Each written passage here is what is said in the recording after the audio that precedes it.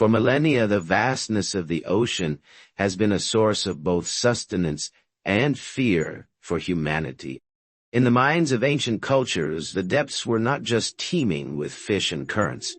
They teemed with colossal beings, powerful forces that personified the raw, untamed power of the sea itself. Among these creatures, the Greeks spoke of Cetus, not a single animal, but a genus of monstrous sea beasts.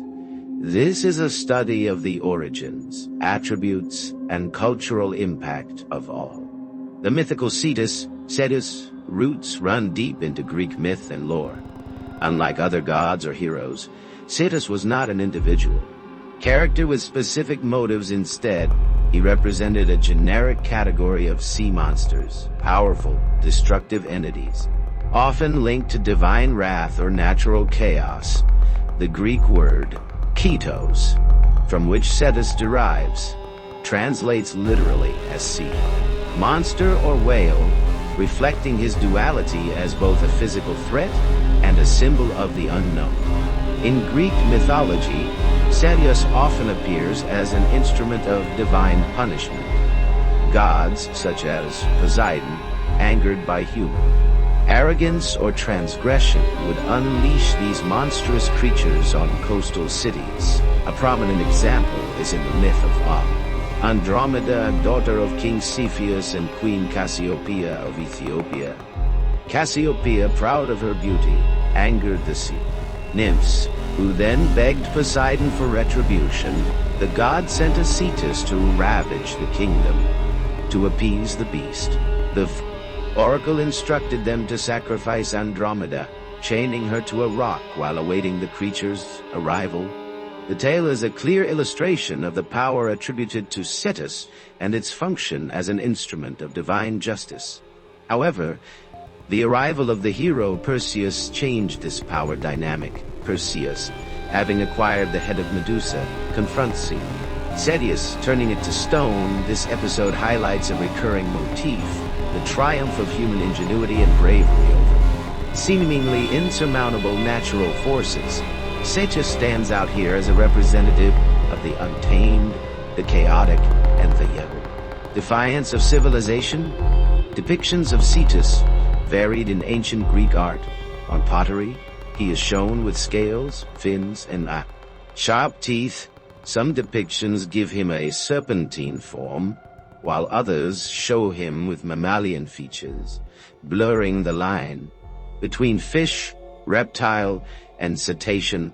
The varied physical representations indicate that the conceptualization of Cetus was fluid, adapting to the imagination of artists. This suggests a strong understanding that Cetus was above all a powerful and terrifying force rather than a specific biological entity.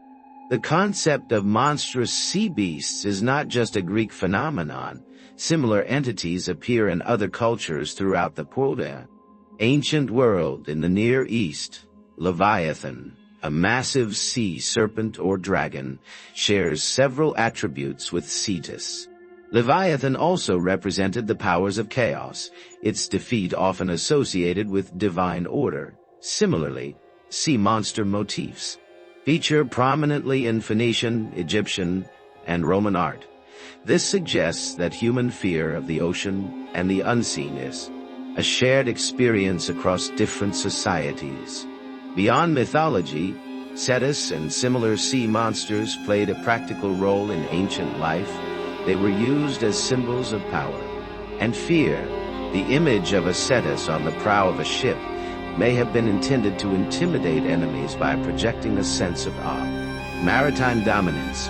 Coastal communities employed tales of sea monsters to instill caution among fishermen and sailors, reminding them of the respect that the sea commanded. These monstrous creatures were also understood as guardians of unseen dangers, a warning to those who dared venture too far or acted carelessly in the water. As maritime technology improved, the perceived threat of literal sea monsters diminished. However, the idea of a hidden and potentially dangerous unknown persisted. Evolving shipbuilding techniques helped sailors navigate with greater confidence. and their interaction with the sea changed, however, the underlying respect for the ocean and recognition of its potential. For destruction remained, the transition from literal belief in Cetus to its continued use as a symbolic representation illustrates how myths can adapt to changing realities. The astronomical legacy of Cetus is another facet to note, the constellation Cetus. Although it does not physically resemble a sea monster, was nevertheless named after it. The position of this constellation in the sky highlights the symbolic presence of the monstrous creature fixed in the celestial vault. Its presence serves as a perpetual celestial reminder of the untamed potential of the natural world and of human understanding of its place within a greater cosmic order.